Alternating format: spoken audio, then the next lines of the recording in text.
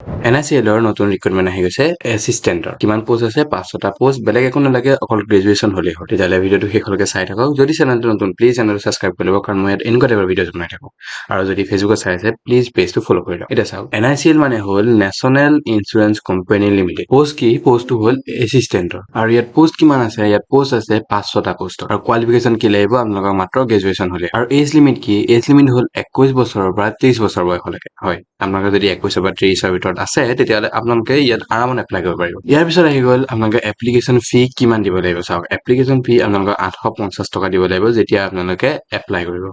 ইয়াৰ start ডেটটো হ'ল 18 July আৰু শেষ কেতিয়া হ'ব 7 আগষ্ট ঠিক আছে 18 জুলাই অৰ্থাৎ আজিৰ পৰা আপোনালোকৰ ইয়াৰ আৰম্ভ হৈছে নেশ্যনেল ইঞ্চুৰেঞ্চ কোম্পানী লিমিটেড তাৰ পৰা এই পোষ্টটো আহিছে গতিকে তাৰ বিষয়ে অকণমান ইয়াত কোৱা আছে কিন্তু ইমান কথা নাই সেইখিনি কথা মই এতিয়া আপোনালোকক কমেই এতিয়া চাওক পোষ্ট কিমান আছে assistant number of post 266 post আৰু অসমত কিমান পোষ্ট আছে 18 অসমত কিমান পোষ্ট আছে 18টা পোষ্ট আছে তাৰপিছত কেটেগৰী ৱাইজ ভাগ কৰা হৈছে যে SC কাৰণে 67 ST কাৰণে 36 OBC কাৰণে 104 EWS কাৰণে 38 আৰু 255 আছে আনৰিজাৰ্ভৰ কাৰণে এতিয়া স্কেল অফ পে ইয়াত ধুনীয়াকে দিয়া আছে আপোনালোকে হয়তো চাব পাৰে তেতিয়া ইয়াৰ পিছত আহি গ'ল এক্সাম চেণ্টাৰ ক'ত আছে অসমত ডিব্ৰুগড় গুৱাহাটী যোৰহাট শিলচৰ আৰু তেজপুৰত আছে ইয়াৰ পিছত আপোনালোকে হ'ল এলিজিবিলিটি ক্ৰাইটেৰিয়া কি আছে ইয়াত আপোনালোকে এপ্লাই কৰিব পাৰে প্ৰথমতে হ'ল বয়সটো লাগিব 21 পৰা 30 বছৰ তাৰপিছত এজ ৰিলেক্সেশ্যন দিয়া আছে যেনেকে ST কাৰণে 5 বছৰ OBC NCL কাৰণে 3 বছৰ এক্স চাৰ্ভিচমেনৰ কাৰণে 3 বছৰ PWD কাৰণে 10 বছৰ PWD যদি OBC হয় তেতিয়া 13 বছৰ আৰু PWD যদি ST SC হয় তেতিয়াহ'লে 15 বছৰ এডুকেশ্যনেল কোৱালিফিকেশ্যন কি আছে চাওক candidate must possess the minimum qualification of graduation আপোনালোকে যিকোনো এটা ষ্ট্ৰীমত গ্ৰেজুৱেশ্যন কমপ্লিট কৰিলে আপোনালোকে ধুনীয়াকৈ এপ্লাই কৰিব পাৰিব আৰু লোকেল লেংগুৱেজ প্ৰফিচিয়েঞ্চি ঠিক আছে none or reading writing and speaking of regional language ধৰক আপুনি অসমৰ পৰা এপ্লাই কৰিছে অসমৰ অসমীয়া ভাষাটো আপোনালোকে ভালকে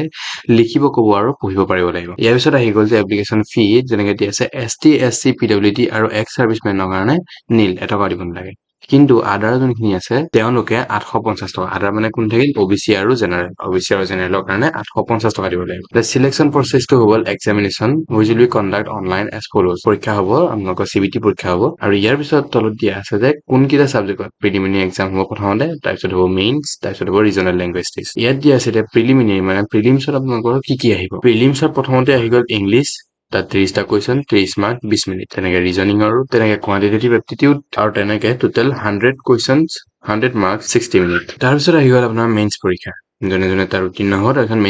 মেইনছলৈ আহিব মেইনছ পৰীক্ষা টেষ্টিং আৰু ৰিজনিং তাত 40 কুৱেশ্যন 40 মাৰ্কছ 30 মিনিট তেনেকে টেষ্টিং অফ ইংলিছ লেংগুৱেজ 40 আৰু এইফালে 30 মিনিট তেনেকে numerical ability general awareness computer knowledge তেনেকে টোটেল 100 কুৱেশ্যনছ 200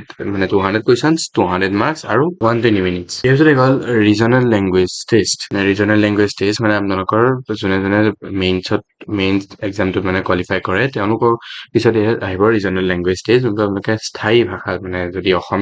অসমৰ পৰা গৈছে অসমীয়া ভাষাত মানে তাৰ এটা পৰীক্ষা হ'ব ইয়াৰ পিছত গ'ল কেনেকে এপ্লাই কৰিব লাগে চাওক কেনেকে এপ্লাই কৰিব লাগে ইয়াত দিয়া আছে গতিকে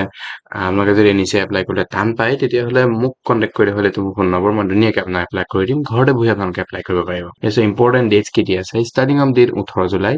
লাষ্ট ডেট কি 7 আগষ্ট